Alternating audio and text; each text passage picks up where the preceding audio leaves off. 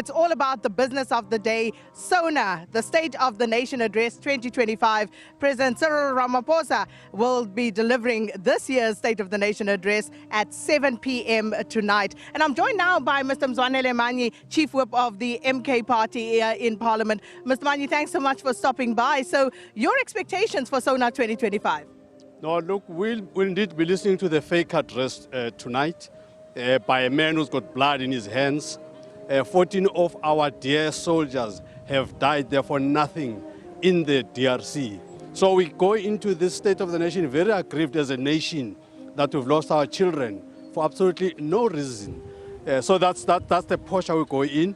But actually, there's nothing to even expect in this thing because this government has failed totally. If you look at the employment, the unemployment, we're sitting at well over 32% unemployment. Young people, over 60% of young people are unemployed. Despite the economy that is not growing, South Africa has again dropped even the social security for people by some 20-odd billion. So in other words, you've got this government that does not care, that is only about manufacturing misery for people. This is what we are here to listen to, how much more misery they'll be bringing to the people of South Africa. When you say this government, are you talking about the government that has been in charge of this country for over 30 years? Or are you talking about this government of the 7th administration, that is the government of national unity? Well, I'm talking about these two successive administrations. The 6th administration messed up good work of the 5th administration. You can look at anything objectively, anything index to index. This government of Ramaphosa from the 6th administration, they started messing up the economy. In 2020, for instance, we're the highest ever load shedding. And now in 2025, we thought that was finished until they went to Davos to get new instructions because the country continues to be a puppet state.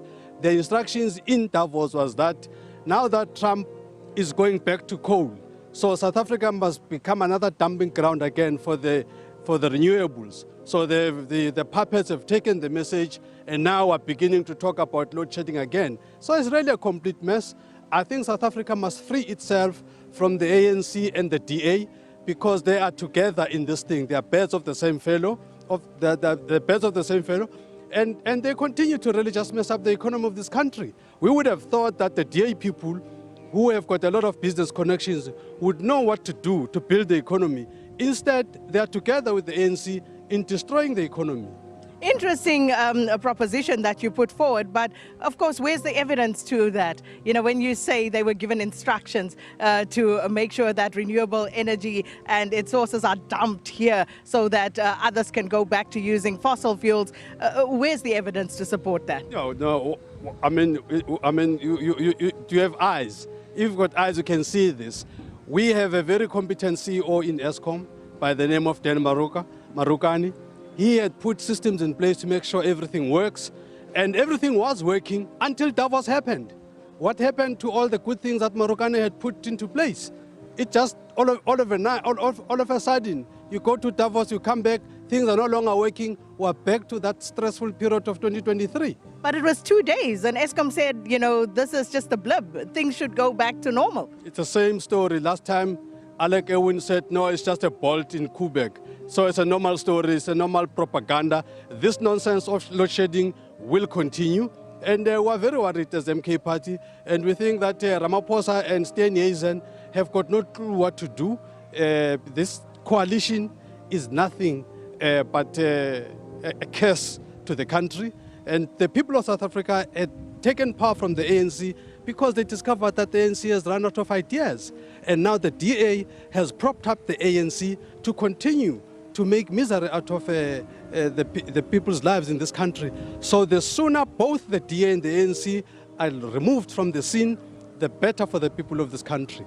So you are, of course, the official opposition in Parliament, and I see the MK has indicated that you have plans of taking over the administration, the running of KwaZulu-Natal, which is a province, of course, where you had the majority. So what are the plans there? We have the plans of not just KZN, we have the plans of taking over the country. That's what we want to do. We want to get back and take to 2029.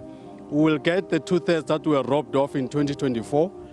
So those plans are very much in place, and the ground is fertile.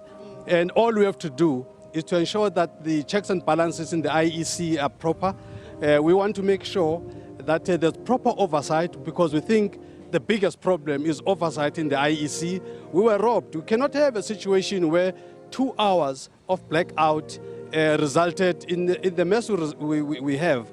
Before the blackout in the elections, the MK party numbers were popping up like nobody's business. And when that was happening, all of a sudden there was a systems crash. And after that systems crash, there was a remarkable difference in the rise of the numbers. So you can see that this was manufactured. So indeed, we should be in government as we speak. Well, you have been saying that you have the evidence to support this. Will you take South Africa into your confidence as MKP and show us the evidence to support that particular assertion? Indeed, the lawyers are working on this thing, and I'm sure the processes are quite advanced to take that to its natural end. All right, and is President Jacob Zuma, will he be attending tonight? Because he is in court this morning, so what is the situation there? It has been structured to exclude him. How do you do this? How do you make, this country, does the left hand not know what the right hand is doing? Why would his court date be fixed on the same date as SONA? So indeed, the people that run this country have engineered that he should not be here, so that question should not even arise, because it's been structured and engineered that he shouldn't be here. So they've succeeded in engineering him out of this fake address. So you're saying Parliament, along with the judiciary, they all came together and they made sure that they are going to synchronize diaries such that this happens? I'm not mentioning names, but I'm just telling you this is just a very interesting coincidence.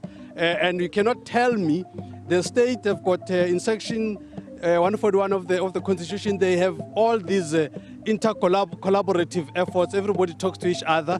You cannot tell me that they all didn't know. They must have known. It was all public. Everybody would have known there's a SONA on this day. Judiciary would have known this, but still they insisted. So indeed, it's an orchestrated plan. It's clear. It's orchestrated to make sure he's not here. But he's not going to miss anything. It's just going to be a fake address in any way. Right. Mr. Jimmy Mzwanele Manyi, thank you so much. And of course, that is the chief whip of the MK party, the official opposition in Parliament.